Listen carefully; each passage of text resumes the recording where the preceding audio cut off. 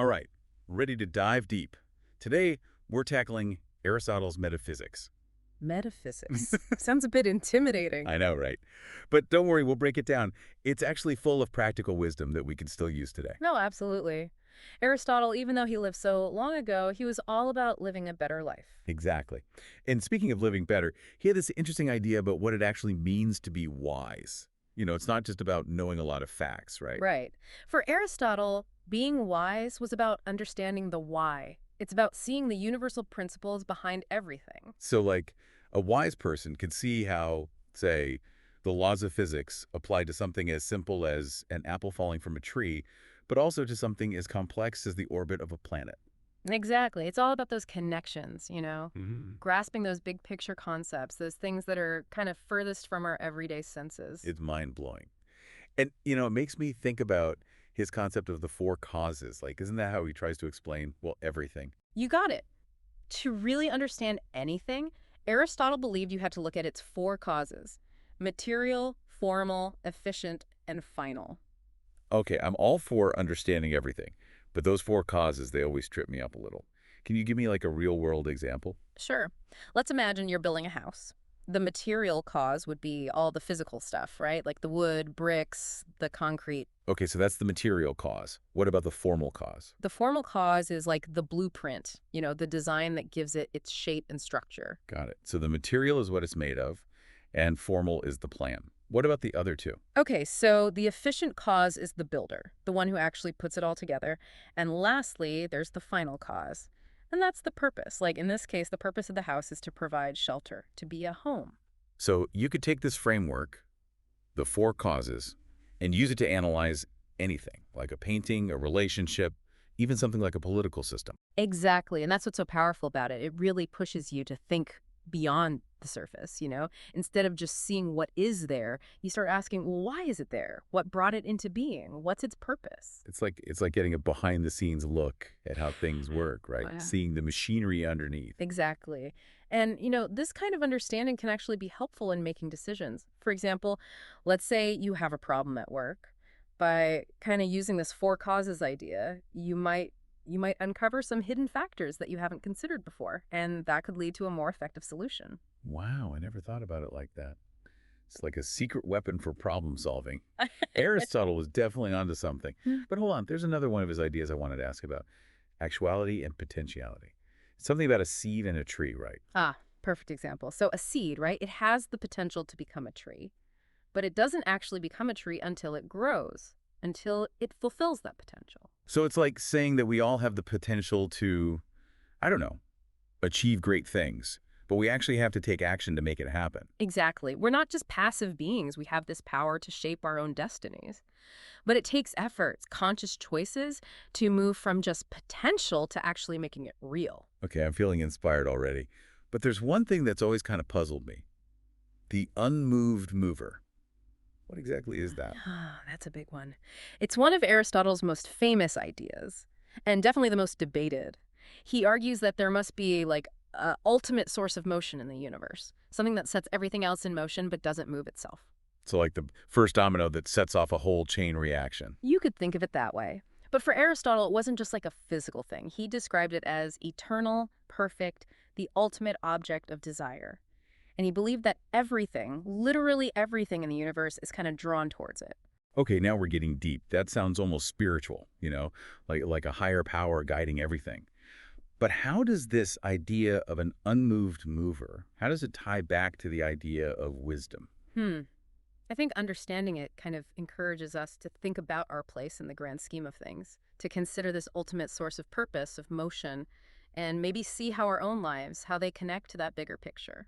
Okay, now we're really getting deep. But before we go too far down that rabbit hole, I want to switch gears a bit. Okay. I wanted to ask about Aristotle's view on infinity.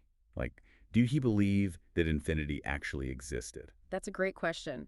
Aristotle believed that infinity exists, but only potentially, meaning we can always imagine something being bigger, larger, smaller, but not in actuality. So, like, we can imagine a line that goes on forever, but there's no actual line that's infinitely long. Precisely. And he applies the same logic to knowledge. There's always more to learn, more questions to ask. The pursuit of wisdom, it's endless. That's a really interesting way to look at it. Yeah. It reminds me that, Even though we might never have all the answers, the journey of learning itself, that's what's really valuable. Speaking of understanding things in different ways, I remember reading about Aristotle's take on the concept of one. Didn't he say that there are multiple ways to think about it? He did. Aristotle pointed out that we use the word one in all sorts of ways, but they don't always mean the same thing. That's so true. We say, like, one apple, one world, one love. It seems so simple, but I guess there's actually a lot more to it than we realize. Exactly. Aristotle, he actually identified 4 ways something can be one. Like, for example, there's the idea of continuity. Like a river, Yeah. it's constantly flowing, changing, but it remains one entity over time. Okay, so it's one thing that persists, even though it changes. What are the other ways? Well, then there's wholeness. That's where individual parts come together to form a unified whole.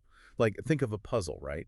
You've got all these individual pieces, but together they create one picture. Right, right. Or like a team working together to reach a goal.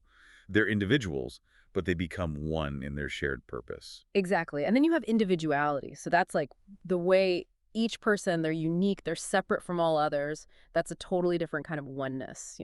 Okay, so we've got one as a single entity, a unified whole, a unique individual. That's 3. What about the 4th one? The fourth one is universality. So that's where, like, a single concept can apply to many individual things. Like, take the concept of redness. It's one thing, right? But it exists in so many different objects. Whoa, that's pretty mind-blowing. Never thought about the word one in so many ways. It makes you realize, like, how much depth there is in even the simplest words. That's what's so cool about Aristotle. He really makes you pay attention to those everyday things, the things we often take for granted. And he helps us see them in a totally new light. Speaking of seeing things in a new light, I remember reading something about Aristotle's views on the hierarchy of sciences. Like, didn't he say that theology was at the very top? He did, which might seem kind of strange at first. But you have to remember that for Aristotle, theology, it wasn't just about religious dogma. It was more about studying the divine, like the ultimate cause and principle of everything. So it's like exploring those big questions, Yeah.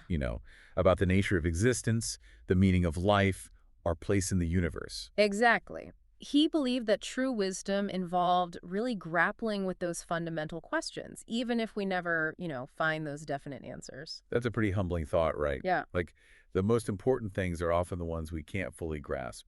But it's the pursuit of understanding them. That's what makes life meaningful. it is. It really is. It's like a reminder that learning, it's a lifelong journey, not some destination. There's always more to discover, more to understand, more to wonder about. This whole conversation about Aristotle, it makes me think about how we tend to separate ancient philosophy and modern science. Like, they're these totally different categories. Yeah, I know what you mean. But when you look closer, you see that Aristotle, with his focus on observation, logic, the search for first principles, he basically laid the groundwork for the scientific method. He was all about studying the natural world, testing ideas, finding those underlying causes, all things that scientists do So today. he was like a proto-scientist. He might not have had fancy labs and telescopes, but his way of thinking, it was way ahead of his time. For sure, and that's a big reason why his ideas are still so relevant today. The specific facts, the details, those might have changed over time, but the fundamental questions he was asking about existence, knowledge, purpose, those are just as important now as they were back then. Okay, I'm starting to see how it all connects.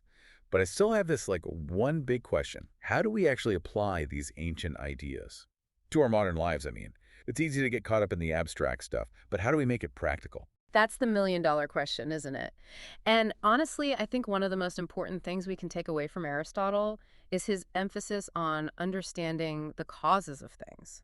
So, like, instead of just reacting to events, we can use that four causes framework to really analyze situations and make better decisions. So instead of just putting out fires all the time, we should be figuring out what's causing them in the first place. Exactly. When we understand those underlying factors, the things that are shaping the situation, we can come up with better solutions and hopefully prevent those fires from even happening again. It's much more proactive. That makes sense. It's like being a detective, right? You Yeah. gather the clues, you analyze the evidence, and you try to figure out what's really going on. Exactly. And it's not just about problem solving either. This way of thinking, it can help us understand ourselves better too. If we apply those four causes to our own lives, we can start to see the patterns, the things that have influenced us. And that can help us make more conscious choices about who we want to be. This is really making me appreciate the power of philosophy. Like, it's not just about abstract ideas. It's about having these practical tools for living a better life. I think so too. And I bet Aristotle would be pretty thrilled to know that people are still engaging with his ideas all these years later and finding new ways to apply them to the challenges and the opportunities of the modern world. Well said. I have a feeling that he would be super fascinated by everything we've achieved, but also I bet he'd be eager to remind us that technology is just a tool, and that true wisdom, it lies in knowing how to use that tool wisely. Totally agree. It's about finding that balance, Yeah. between progress and purpose, between innovation and those timeless human values. And that's a conversation that Aristotle started, a conversation we're still having today. This has been a really incredible deep dive. It Yeah. feels like we've only scratched the surface of metaphysics, but even just this glimpse, it's been so insightful. It really has. And, I hope our listeners feel inspired to keep exploring Aristotle on their own Mhm. and see how this ancient wisdom can, enrich their lives. And remember, even if you don't agree with everything Aristotle said, the process of engaging with his ideas, that in itself can be really transformative. It can help you see the world and even yourself in a whole new light. It's an invitation, to think deeper, to question assumptions, and ultimately to live a more examined, a more meaningful life. That's a wrap on our deep dive into Aristotle's metaphysics. I hope you all came away with a new appreciation for the power of ancient wisdom, and maybe even some tools to apply to your own lives. And hey, maybe even a few more questions to ponder, as you continue on your own journey of discovery. Until next time, keep exploring, keep questioning, and keep diving deep.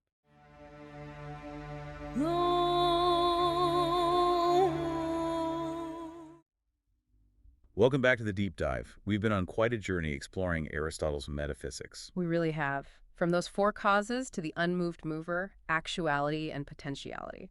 Even the different meanings of the word one. It's amazing how relevant these ancient ideas still feel today. It's like Aristotle gave us this, blueprint for a meaningful life. And it still works, even thousands of years later. That's a great way to put it, because even though his ideas can seem abstract sometimes, they're all about understanding the world and our place in it. And that's something we're all still figuring out no matter what century it is.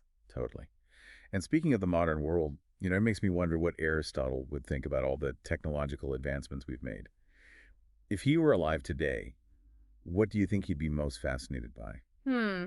Well, he loved knowledge and he was fascinated by the natural world. So I think he'd be blown away by things like, genetics, artificial intelligence. Can you imagine him trying to get his head around DNA or self-driving car? It's pretty wild to think about. And, it's funny, we often think of ancient philosophy and modern science as being totally separate. But Aristotle, with his emphasis on observation, logic, and searching for those first principles, he really laid the foundation for how we do science today. Absolutely. He was all about carefully studying the world, Yeah. testing ideas, looking for causes, all the things that scientists are still doing. So even though he didn't have labs or telescopes, his way of thinking was so ahead of its time. But here's the thing I keep coming back to. How do we bridge that gap between ancient wisdom and our modern challenges, I mean? It's great to appreciate Aristotle's ideas, but how do we actually use them to navigate this crazy 21st century? That's the key question, right? And I think it starts by recognizing that even though technology has changed everything, human beings, we haven't really changed that much. We're still wrestling with those same basic questions about life and meaning and purpose, the things that people have been asking forever. So even though we have smartphones and fly to space, deep down, we're still the same. Still searching for connection, meaning, purpose. Exactly. And that's where Aristotle's ideas are so powerful. He makes us think deeply about those questions, to challenge our assumptions, to really try to live a life of wisdom and virtue. It's like he's giving us this roadmap, not just for understanding the world around us, but also for understanding our inner world. It's not just about what we are, but why we are, and how we can live in a way that's true to our values and what we want to achieve. I love that. And honestly, I think that's the most important thing we can take away from metaphysics. It's not just some abstract philosophy book. It's a guide for living a more thoughtful life, a more intentional life, and a more fulfilling life. Couldn't agree more. So any last words of wisdom for our listeners before they embark on their own exploration of Aristotle? Yeah. Just approach metaphysics with an open mind and be curious. Don't worry about the big words or the complexity. Just dive in and see what speaks to you. And remember, Even if you don't agree with everything Aristotle says, just wrestling with his ideas, that can be incredibly rewarding. It can challenge how you see the world, how you see yourself, and maybe even lead you to a whole new perspective. It's an invitation to never stop learning, to keep asking those big questions, and to keep searching for wisdom. Well said. And on that note, this has been our deep dive into Aristotle's metaphysics. We hope you've enjoyed the journey. And we hope you'll join us next time for another fascinating deep dive. Until then, keep exploring, keep questioning, and keep diving deep.